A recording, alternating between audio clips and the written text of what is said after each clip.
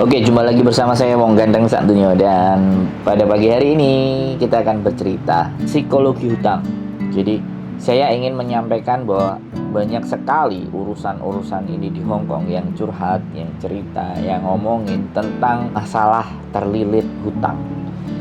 Jadi persoalan ini justru menurut saya itu persoalan yang bisa dipastikan tidak akan pernah ada habisnya. Bisa dipastikan tidak akan pernah ada selesainya urusan hutang piutang, karena lingkungan di sekitar, keadaan dan situasi serta kondisi itu sama sekali tidak berubah kepada orang-orang yang setidaknya berhutang.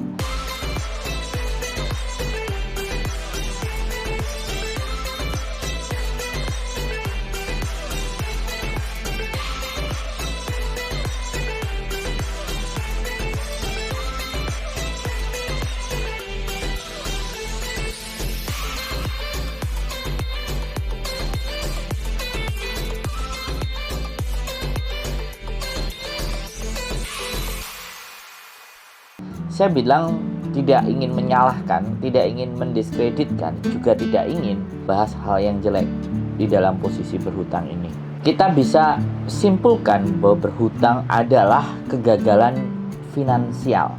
Ya, kenapa saya bilang itu sebagai bentuk kegagalan finansial? Karena banyak faktor yang menyebabkan hutang. Beberapa yang saya amati, mohon koreksi ketika saya punya keliru atau salah. Saya amati adalah teman-teman itu meminjam uang.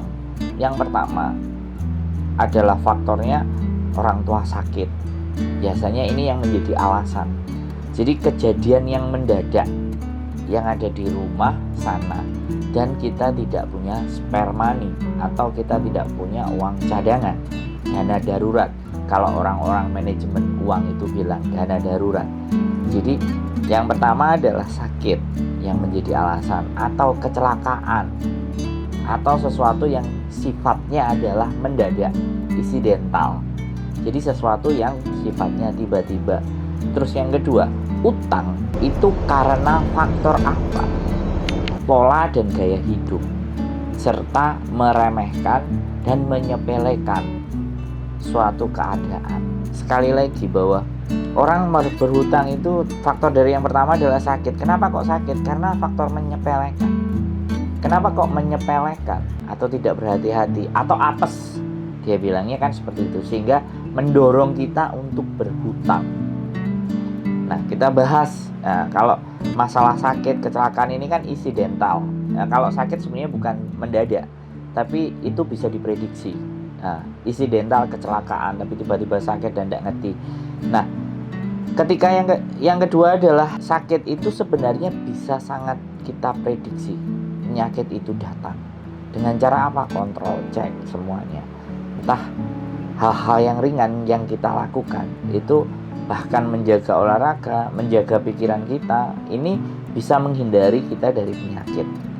Bahkan tingkat stres yang tinggi pun ini juga berdampak ke penyakit. Biasanya orang-orang berhutang itu faktor yang tidak bisa disalahkan atau kita anggap sebagai hal yang memang masuk akal ketika kita tidak punya dana talangan, dana cadangan. Nah, kalau kata-kata orang-orang manajemen keuangan itu dana darurat, dana cadangan, dana talangan. Ini yang menyebabkan kita berhutang. Nah, kadang ini juga faktor gaya hidup. Bagaimana kita mengatur kondisi keuangan finansial. Selalu banyak ketika kita berbicara mengatur tentang masalah uang, kamu tidak ngerti kebutuhan, kamu tidak tahu ini, kamu tidak tahu itu. Jadi seperti itu. Saya boleh bercerita tentang pengalaman saya, bukan tidak pernah hutang. Hidup saya, sekali lagi hidup saya itu pernah 1 kali hutang, bahkan 3 kali hutang, yang 2 kali dengan pihak bank, yang ketiga adalah dengan kolega atau teman, atau kita bicara customer saya. Waktu itu saya masih sangat ingat betul. Waktu itu saya pinjam duit di tahun sekitaran 2010, 2011. Itu saya 12 juta saya hutang. Tapi alhamdulillah bisa saya selesaikan, dan saya tambahin 2 juta. Walaupun tambahan itu sekali lagi tidak diminta sama yang punya. Sebagai ucapan rasa terima kasih itu.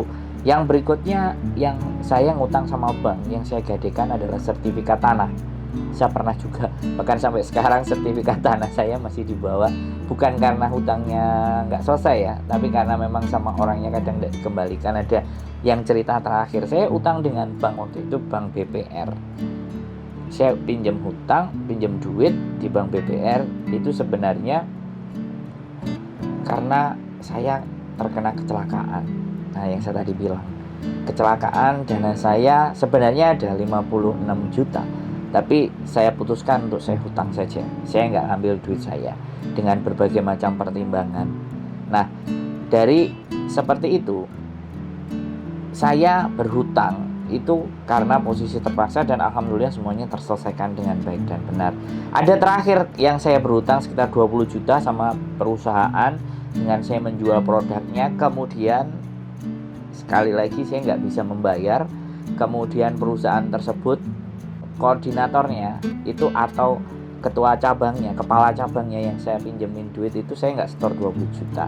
Mau dipenjarakan, saya kalang kabut. Akhirnya disitulah yang memaksa saya akhirnya berangkat ke Jepang.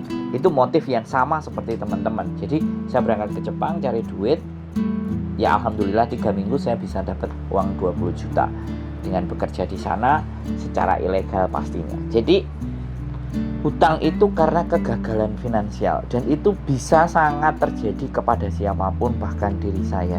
Tetapi dari situ saya belajar bahwa sebenarnya hutang itu bisa kita hindari ketika kita mencoba belajar untuk memaksakan diri untuk mempunyai tabungan, memaksakan diri untuk menyisihkan uang, memaksakan diri untuk menyimpan uang.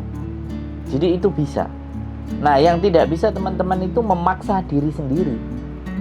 Memaksa orang lain bisa, tapi memaksa diri sendiri itu tidak semuanya orang bisa. Karena ketika kita mampu menahan dan mampu memaksakan diri kita untuk tidak boros, tidak ini, tidak itu, maka itu bisa. Bahkan cita-cita dan keinginan saya dan mulai belajar ingin saya terapkan dalam kehidupan saya kepingin bagaimana lifestyle saya, gaya hidup saya itu sama seperti pada saat saya zaman kuliah dulu. Jadi tempat tinggal numpang, makan juga cukup seadanya saja, nggak perlu berlebihan. Saya belajar membuat diri saya sendiri. Saya tidak menyuruh teman-teman seperti itu ya, tapi saya bercerita pengalaman saya. Waktu dulu saya kuliah, saya hanya dibekali uang 50.000 untuk 2 minggu. Bagaimana cara hidup dengan 50.000 dalam 2 minggu? Itu saya terapkan ke dalam diri saya sampai saat ini, sampai detik ini. Bahkan di dompet saya itu tidak lebih uang itu $100, bahkan $200.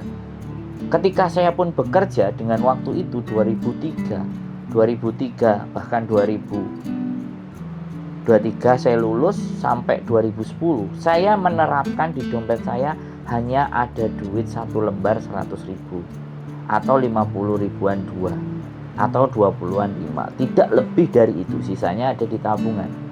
Jadi saya memaksakan. Jadi terkadang memang bahkan saya dulu pernah dihina, bahkan dicemooh, bahkan dibully sama teman-teman kantor di saat hari Minggu mereka jalan-jalan ke mall, beli barang branded, beli ini, beli itu. Sedangkan saya cukup isi bensin 2 liter. Saya naik sepeda motor saya CB, saya keliling ke rumahnya customer, melakukan pendekatan dengan customer. Kebetulan di tim saya waktu itu ada 3 orang. 3 orang yang artinya orang yang benar-benar menyimpan uangnya. Pada saat kita selesai bekerja, 3 orang inilah orang yang tidak bingung atas pekerjaannya. Salah satunya termasuk saya. Jadi kegagalan finansial ini terjadi, dan faktor ketiga ini yang ada di Hong Kong, bukan di Indonesia. Ini ada di Hong Kong faktor ketiga, iming-iming. Ya, iming-iming ketika hutang dengan menggadaikan data atau dokumen pribadi kita, paspor. Nah, ini sebenarnya sindikat, atau ini sebenarnya kalau saya bilang itu kayak trap. Jadi banyak teman-teman yang masuk, bahkan sekali lagi ada yang bilang ada beberapa banyak pinjaman-pinjaman yang artinya tidak terlalu formal dengan legalitas, saling percaya saja, pegang paspor. Nah, kalau teman-teman perhatikan, ini sesuatu yang istimewa sekali lagi. Ini bukan tidak by design ya, tidak by setting ya. Bagi kita umumin pinjam duit, oke, cepet cair, pakai paspor, siapa orang yang tidak tergiur? Nah, kenapa para yang memberikan pinjaman tadi, ya kan, kreditur yang memberikan pinjaman tadi itu dengan gampang dan mudahnya?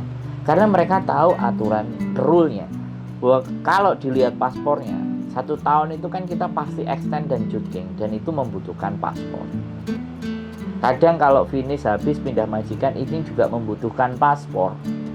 Jadi paspor ini alat yang sudah sangat sebenarnya penting bagi teman-teman untuk tidak diberikan kepada orang lain.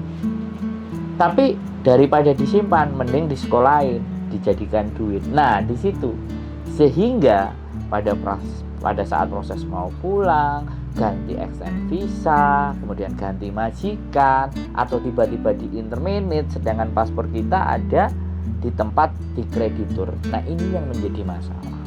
Kreditur ini juga luar biasa mengambil celah dan peluang.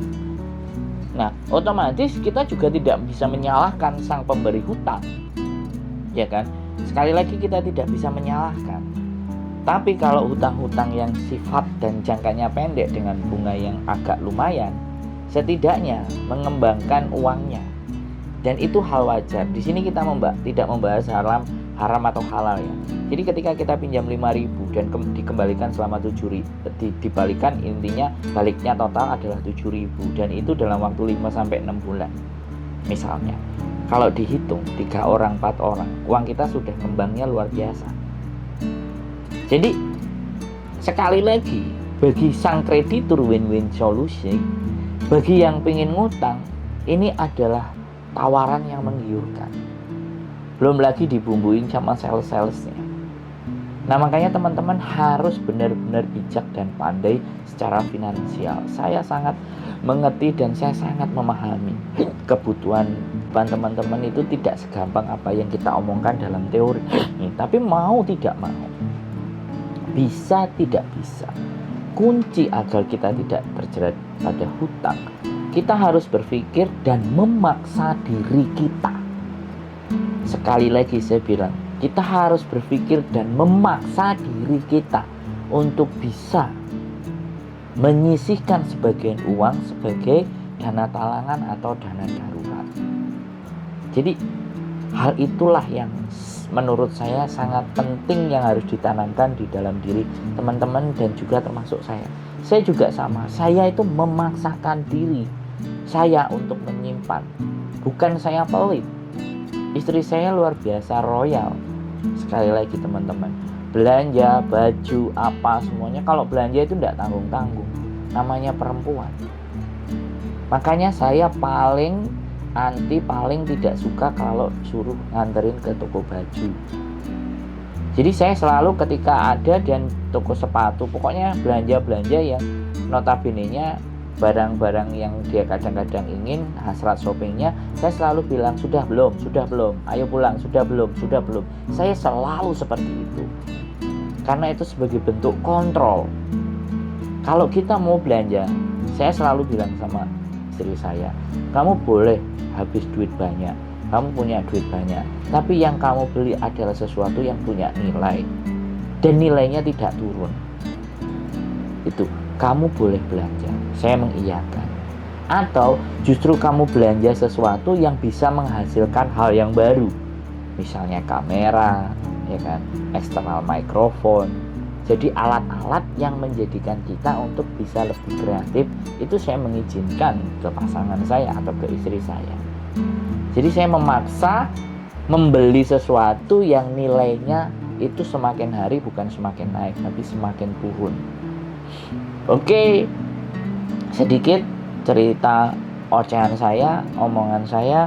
Mudah-mudahan teman-teman tidak kena trap atau jebakan untuk menghutang. dengan menggadaikan dokumen pribadi teman-teman. Sekali lagi waspadai ini semuanya.